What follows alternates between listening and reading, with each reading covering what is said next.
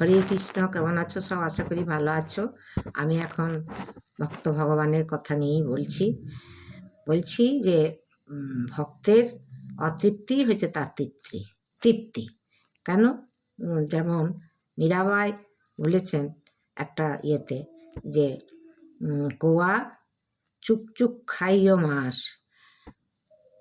আর দোনো আঁক না খাইও প্রিয়া মিলনকে আস। বলছে চুক চুক খাইও মাস, কাককে বলছে তুমি আমার মাংসগুলো ছিঁড়ে ছিঁড়ে খাইও, কিন্তু আমার চোখ দুটো খেও না। যদি কোনো দিন ভগবানের সঙ্গে আমার এই চোখে চোখ পড়ে কোনো দিন মিলন হয়, সেই রকম তার মানে কি, তার অতৃপ্তিই থেকে যাচ্ছে, এত পেয়েও সে পাচ্ছে না। এইটাই হচ্ছে পরম ভক্তের লক্ষণ। তার মানে সে অনেক কিছু পেয়ে গেছে। সেই রকম সাংসারিক জীবনের কথাও আমি বলি। যেমন ধরো, যখন খুব ইচ্ছা জাগে, ইচ্ছা তখনই জাগে যখন কিছু পাওয়ার ইচ্ছা হয়। যেমন খুব পিপাসা পেয়েছে, তখন কি মনে হয় এক গ্লাস জল পেলে ভালো হয়। যখনই তুমি এক গ্লাস জল পেলে তখন তোমার তৎক্ষণাৎ তৃপ্তিটা হলো, কিন্তু সেই তৃপ্তি কি সারা দিনের হবে না। আবার তোমার 4 ঘন্টা পরে আবার পিপাসা লাগবে।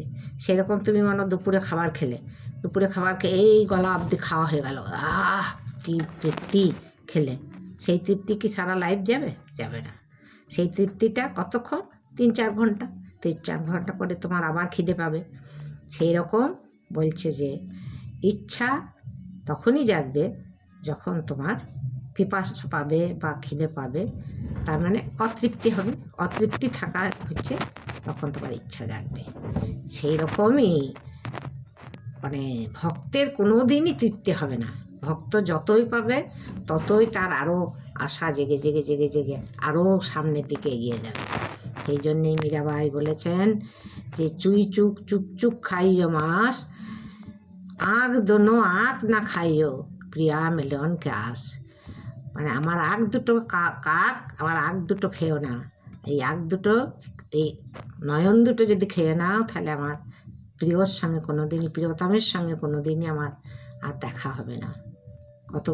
কত মধুর কথা, এত বড় ভক্ত সে বলেছিল। নমস্কার, আমি এখানেই শেষ করছি, ভিডিও বড় হয়ে যাচ্ছে।